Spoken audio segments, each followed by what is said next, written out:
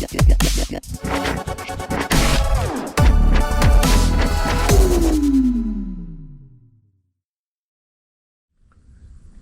back to another episode of Torque. So no fun and games this week. We won't be working on that 65 Mustang.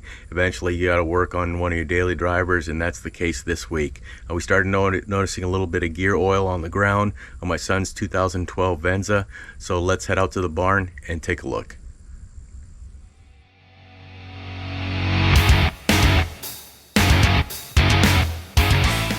I had my son, we brought it here on the lift. We cleaned off the differential, made sure it's nice and clean. I had him drive this to work and back, and of course we put it up on the lift, and the pinion seal is leaking. So we're going to go ahead and dive into this.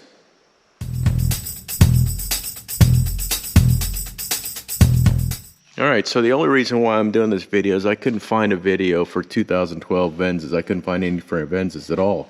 And that's just for the all-wheel drive vehicle. So you can see that this thing is definitely leaking from right here. You can see even a drop right there. So this drive shaft has to be removed. This whole casting is going to have to be removed. Also, there's a cannon plug back there. I don't know if you guys can see that well or not. Maybe that's a little bit better. So that's going to have to be removed. So let's go ahead and start tearing this thing apart. All right, so these drive shaft bolts are 12 millimeter. Before we move this, we're going to mark this. Make sure you mark this.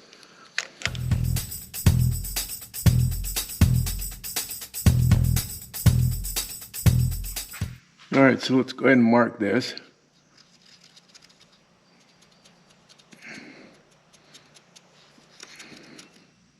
All right, so we got all four nuts off, washers. Let's see if we can push this forward. I'd be surprised if we got enough clearance, but let's try. I believe this is maybe like seized on there, just rusted on. We're gonna try and tap this thing off. All right, so I was able to loosen this up, tapping around the edge. Got that loose, but I don't have enough room moving forward with the drive shaft to clear these studs.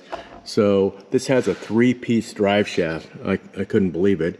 But so one of the joints, I'm gonna go ahead and have to remove these 2 bolts.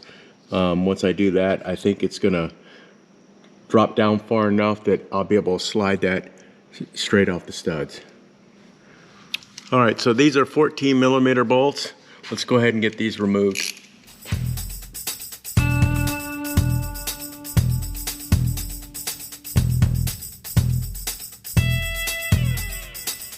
All right, this should give us enough room. Let's see if we can drop this and break it.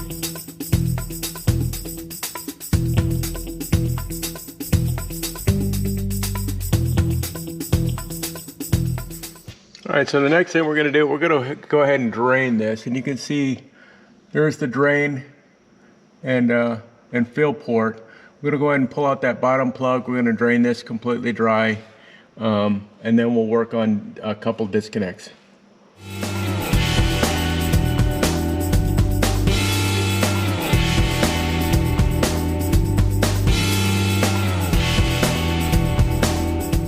Okay, so next we're gonna go ahead and remove that cannon plug, and there's like a little vent hose. I don't know if you guys can see that. Let's see if I can get that little vent hose. We're gonna try and remove that as well.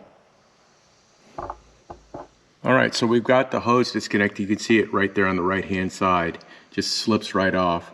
Made it twist it a little bit just to break the seal. So we're gonna go ahead now and remove these 4 mounting bolts. What I'm hoping for is we'll get this off, and then maybe that seal will be in behind that. That'd be a great thing. Let's go ahead and remove these. So these mounting bolts are 12 millimeter.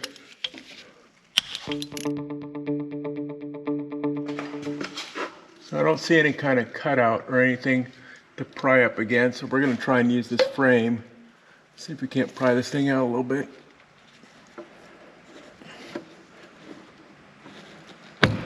There we go.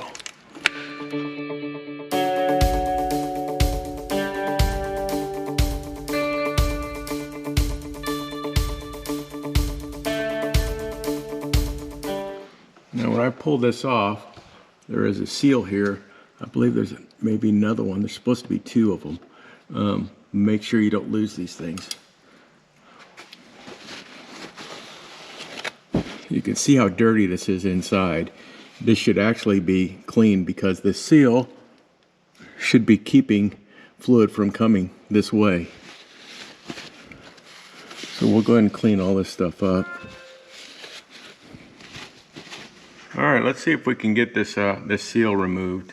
I do have a seal remover. I've got a little bit of duct tape wrapped around there, and just to try and protect the aluminum on the other side as this is rocking.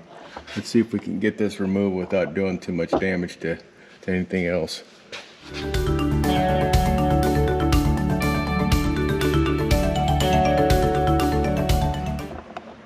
It's starting to move a little bit. I don't know if you guys can see that. There we go. Popped right out. All right, we're gonna go ahead and try and tap this new seal in. I've got it all cleaned up there. I used some brake clean on a paper towel. You don't want to spray brake clean directly on it. So I'm gonna try and get this knocked in. I've got a 2 1/8 inch socket, which is about the exact same size that I need. And we're gonna see if we can't kind of get this thing started.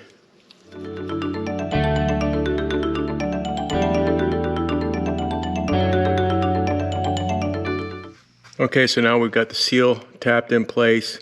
So now I'm going to put some RTV around this surface. I'm going to put it on both surfaces just a little bit, and then we'll put this all together and torque it down.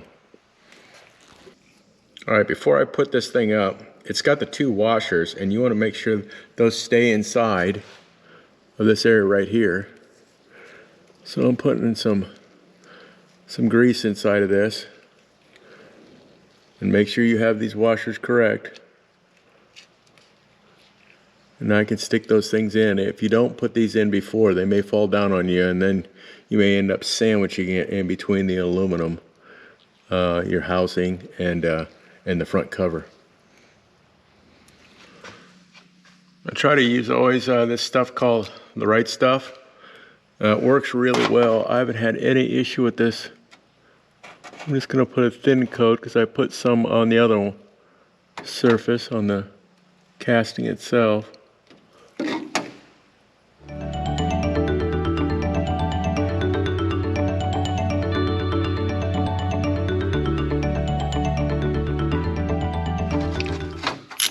Trying to get all these bolts started evenly so I can torque them down at the same time. All right, so you can see I've got them all torqued down. This is what I always love to see, is see just a little bit of sealant oozing out. That should be perfect. So now we'll just go in reverse. We'll try and put everything back together. All right, I'm gonna go ahead and hook up the can plug. There goes that, and then I'm putting the hose on. All right, we could essentially go ahead and service this right now. Let me look up the specs. Okay, so I was able to look up capacities, and I was able to get on, I believe there's a Toyota website, and you can see that it takes 0.45 to 0.55 liters, or 0.48 to 0.58 US quarts. So just a hair over half a quart, which is no problem. I also like to check, and that is, I use AMSOIL all the time, and they actually even have the rear differential as 1.1 pints, so just a little over half a quart. All right, so I've got this filled to about 17 ounces, just a little over a half a quart, and let's try and get this serviced up.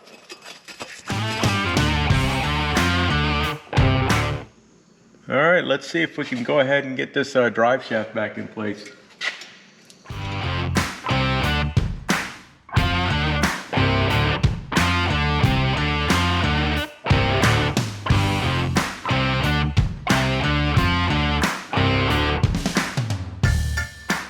So I have these just hand tight right now. They're all the way up. I'm gonna go ahead and put on the nuts on the flange of the rear differential, tighten those up. Maybe this needs to center itself a little bit. Let's go ahead and do that. I think those are at 27 foot-pounds. Let's go ahead and get this torqued down.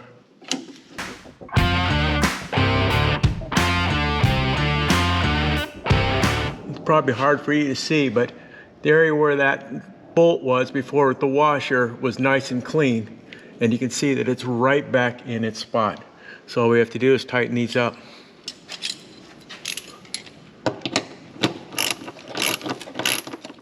All right, I like to do a once over before I take these cars off the lift. So I have the drive shaft joint, it's all installed.